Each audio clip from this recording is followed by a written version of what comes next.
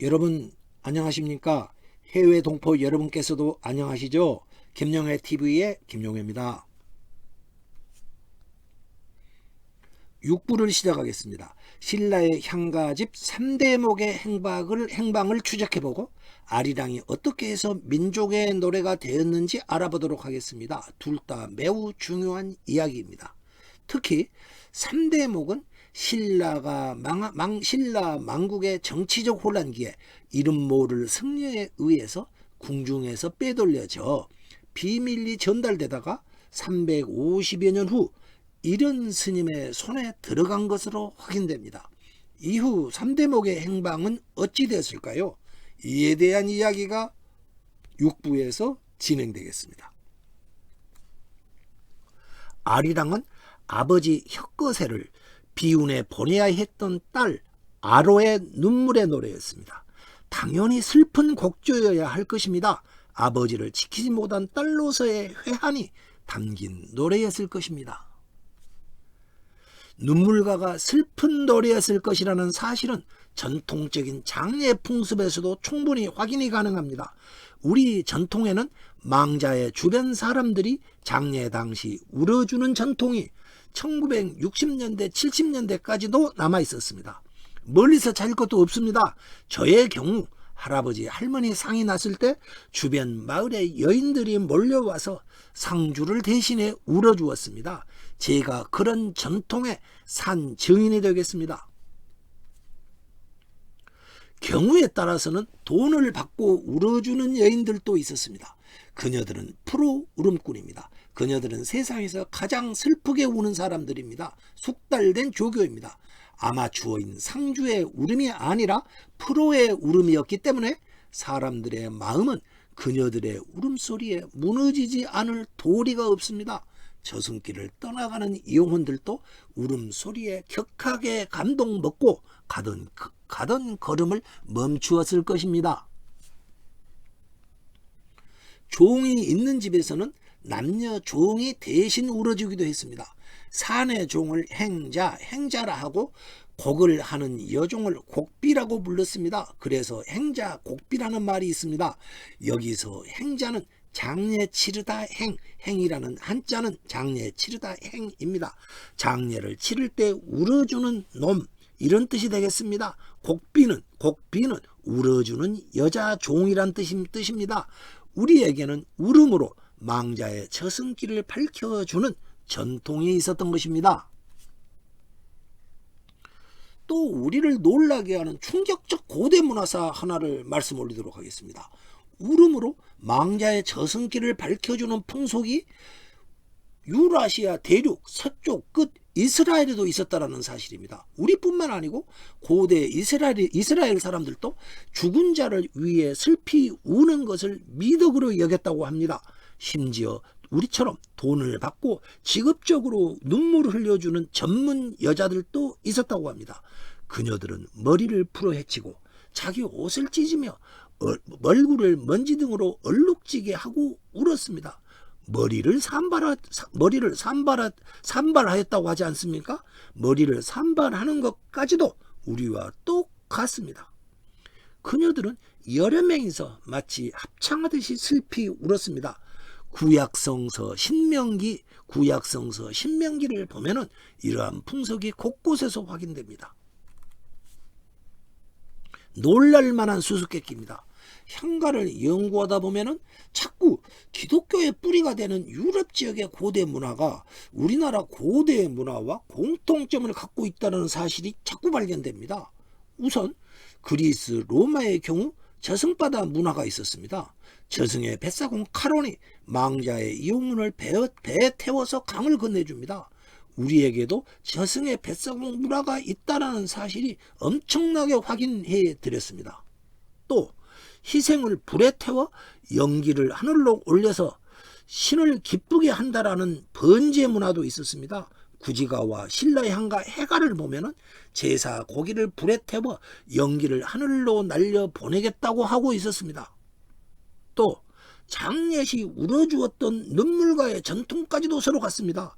고대 이스라엘과 우리도 망자를 위해 슬프게 울어주고 있었습니다. 심지어 산발하는 것까지도 똑같습니다. 어찌된 일일까요? 저는 향가와 마녀집 전문가에 불과합니다. 고대 인류 문화사 전문가가 아닙니다. 저 역시 그 이유가 궁금합니다. 고대 문화사에 무언가가 있는 게 분명합니다. 이러한 문화사의 수수께끼를 누군가가 알아보아야 할 필요가 있다. 이 사실을 시청자 여러분들께 일단 말씀 올려놓고자 하는 것입니다. 이런 일을 하기에는 김정혜 TV는 아직도 힘이 너무 약합니다. 영향력이 미약합니다. 그러기에 구독과 좋아요, 공유로 김정혜 TV를 응원해 주십사, 이렇게 시청자님들께 부탁드리는 것입니다. 열심히 하겠습니다. 후원도 부탁드리겠습니다. 향가를 여러 명이 부르듯이 전통 장례식에서는 여러 명이 함께 울어주었습니다. 이스라엘 사람들도 합창하듯이 울었습니다. 당연히 혀끝의 장례와 제사에서도 그를 위한 눈물가가 여러 명에 의해 합창하듯이 불려졌고 울음을 울어주었을 것입니다. 왜 여럿이 불렀을까요? 향가의 중구삭금의 법칙이 있습니다. 여러 명의 입은 쇠를 녹인다, 이러한 법칙입니다. 고대인들은 향가라는 것이 소원을 이루어주는 것이라고 믿었습니다. 그렇기 때문에 향가는 혼자 불러도 소원이 이루어집니다. 그렇지만 여러 명이 부르면 향가가 가진 힘이 10배, 100배 더 세어져서 소원이 더 잘 이루어질 것이라고 믿었습니다. 그렇기 때문에 여러 명이 부른 것입니다. 현대에 들어 SNS로 공유하고 격하게 댓글을 달고 이런 것도 고대 전통을 이어받는 디지털 중구삭금이라 하겠습니다. 우리도 선한 영향력을 가질 좋은 영상을 발견하면 디지털 중구삭금 운동을 벌여봅시다. 시해당한 혀끝의 딸 아로가 제사를 주관하게 되었습니다. 하루아침에 아버지를 잃은 딸 아로의 슬픔은 그 누구와 비교할 수 없었을 것입니다. 아버지에게 바치는 아리랑은 아로가 지었을 것이고, 아로는 자신의 슬픔을 가장 곡진하게 표현하였을 것입니다. 아리랑 아리랑 아라리요, 혀끝에가 건너는 저승바다요 잔잔하라. 아로가 지은 눈물과 아리랑 가사입니다. 아마도 서기 6년 첫 제사를 국가 차원에서 치를 때 아버지 잃은 여인 아로에 의해 만들어졌을 것입니다. 그리고 서기 6년 아버지 제사를 주관하면서 딸 아로는 여인들을 불러 모아 비운에 가신 아버지에게 바치는 아리랑을 며칠이고 먹노아 부르게 했을 것입니다.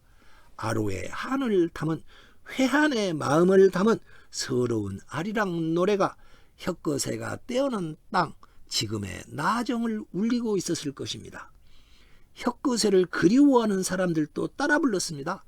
아리랑은 사계절 내내 서라벌을 울리게 되었습니다. 울어주는 여인들까지 동원되었을 것입니다. 아로와 여인들의 붉은 눈물이 동백꽃 지듯이 서라벌 땅에 뚝뚝 떨어졌을 것입니다. 혀끝에가 신라의 건국 왕이기 때문에 건국시조 혀끝에를 위한 슬픈 노래는 당시만 불려진 게 아니라 신라가 망할 때까지 국가 차원에서 건국시조 제사 때마다 주기적으로 조직적으로 계속해서 불려졌을 것입니다. 그리고 지금의 공무원 사회도 항상 그러하듯이 노래 가사는 한자로 표기되어 제사를 주관하던 부서에 보관되었을 것입니다. 그러나 아리랑은 밖으로 나갔습니다. 프로 가인들에 의해 신라 민중 속으로 들어가 퍼졌고 입에서 입으로 전해졌을 것입니다. 그러다가 935년 천년 신라의 범종 소리가 그치게 되었습니다. 신라가 고려 왕건에게 항복했습니다. 어려운 말로 귀부했습니다. 신라가 없어지자 건국시조 혀끝에를 위한 제사를 더 이상 치를 수 없게 되었습니다. 고려 왕조에서 망국 신라의 건국 시조 박역거세를 기리는 눈물가를 부른다는 사실은 상상하기 어렵습니다. 이것은 불순하고 불온한 행동으로 인정될 것입니다. 보관하고 있던 노래 가사들은 버려졌을 것입니다. 아리랑과 비슷한 이유로 인해 신라 왕실에서 보관해 오던 일체 다른 향가들 역시 전량 폐기되었을 것입니다. 향가를 써놓은 그는 불온 서류 취급을 받았을 것입니다. 신라 진성여왕 때 만들어진 향가집 3대목도 공식적으로 이때 폐기되었을 것입니다. 저는 감히 이렇게 생각합니다. 향가는 한 나라와 그 나라 왕실이 주관했던 제천의 노래입니다. 그 나라가 망하면 폐기되는 게 너무도 정상일 것입니다.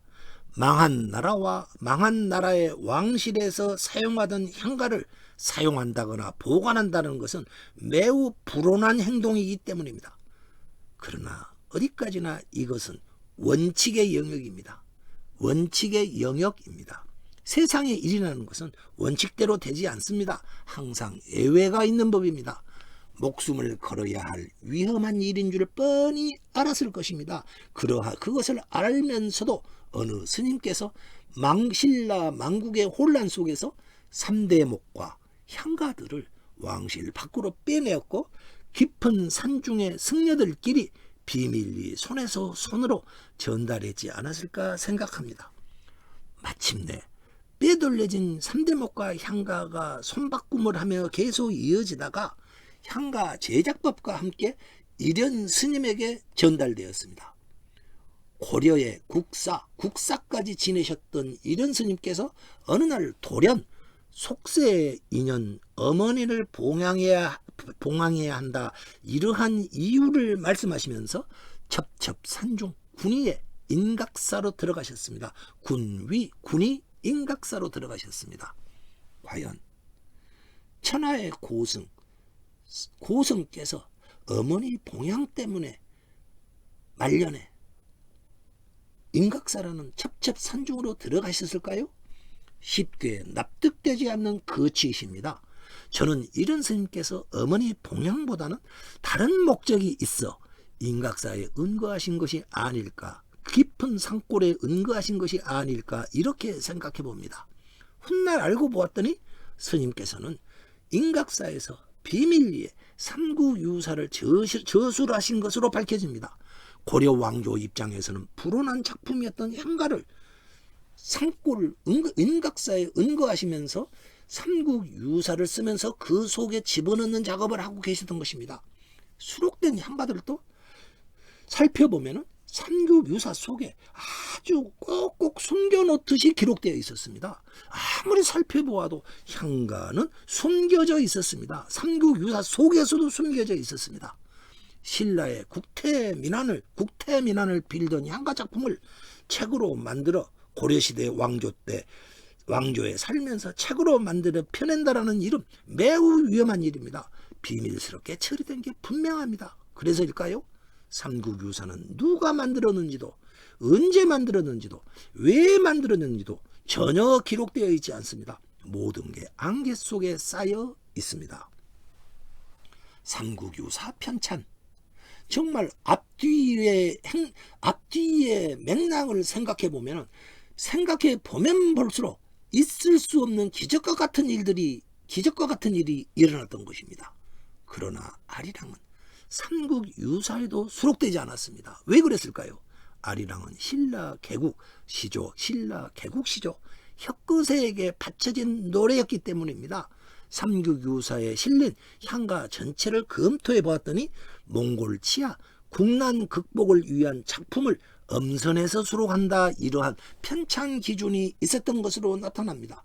이 기준에 맞지 않았기 때문에 아리랑은 삼국유사 수록 대상에서 제외되었을 것입니다. 제가 삼국유사에 수록된 작품들을 새로이 해독해 본 결과 나라의 위기시 신라 위기시 사용하고 보관해 놓은 것들이었습니다. 국가의 1급 비밀에 해당하는 내용들도 있었습니다. 그러한 작품들은 제가 추후에 공개해 드릴 예정입니다. 기대해 주십시오. 그런데 어떻게 해서 이러한 향가 작품들이, 이렇게 고도의 1급 비밀이라 할 작품들이 왕실 밖으로 새어났을까요? 저는 신라 망국의 혼란기에 3대목이 빼돌려졌다, 이렇게 보고 있습니다. 어찌했든 고대 역사와 전통문화 전승에 우리나라 불교계가 큰 일을 해내셨습니다. 이 기회를 통해 신라 망국과 고려 통일기, 정치적 혼란기에 목숨을 걸어야 가능했던 일을 해낸 스님들과 이것을 비밀리에 지원해온 불교계의 전통에 깊이 감사드립니다. 그런데 중요한 수수께끼가 하나 남아 있습니다. 이른 스님께서 삼국유사 편찬 작업을 마치시고 본인께서 전달받은 향가 뭉치, 향가 보따리, 향가들을 어떻게 처리하셨을까요? 분명히 저는 폐기하지 않았지 않겠는가 생각합니다. 그 책을 쓰는 사람들의 그 자료를 얼마나 소중히 하는지 그것을 저는 실제로 알기 때문입니다. 분명히 어떠한 보관 조치를 해놓으셨지 않을까 생각합니다. 신라 왕실에서 빼돌려진 삼국유사와 다른 향가들이, 3대목과 다른 향가들이 어딘가에 감추어져 있을 것이다, 보관되어 있을 것이다. 그곳이 어디일까요?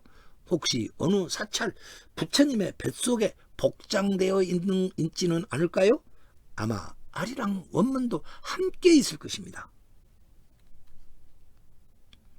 나라에서 보관해 오던 아리랑은 비밀리 빼돌려졌건 불에 태워졌건 간에 공식적으로는 폐기되었습니다.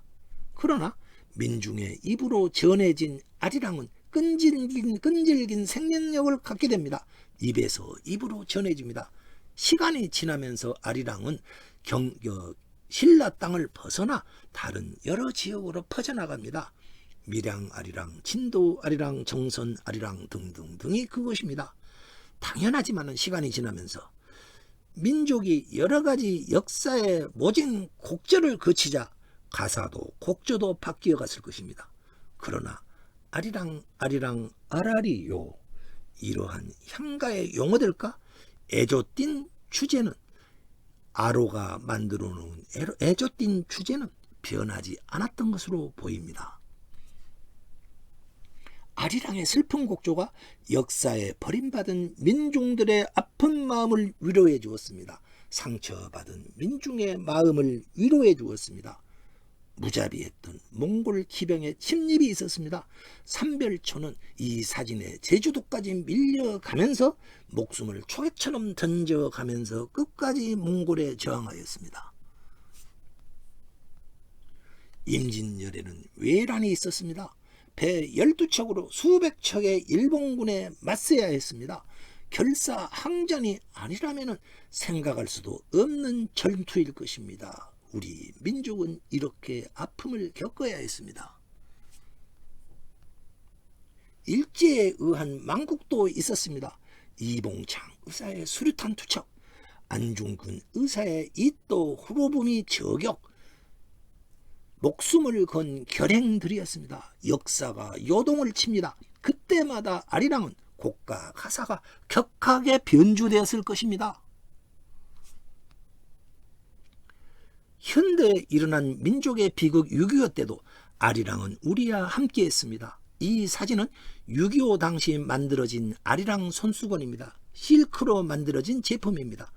손수건을 수집하시는 향가의 벗 한 분께서 김영애 TV에 아리랑을 시청하시고 나서 참고하라고 귀중하게 소장하고 계시던 손수건 사진을 보내주셨습니다.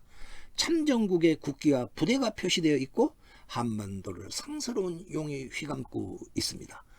제공하여 주신 향가의 벗님께 깊이 감사드립니다. 김영애 TV는 향가의 벗 여러분들의 사랑을 먹고 자라고 있습니다.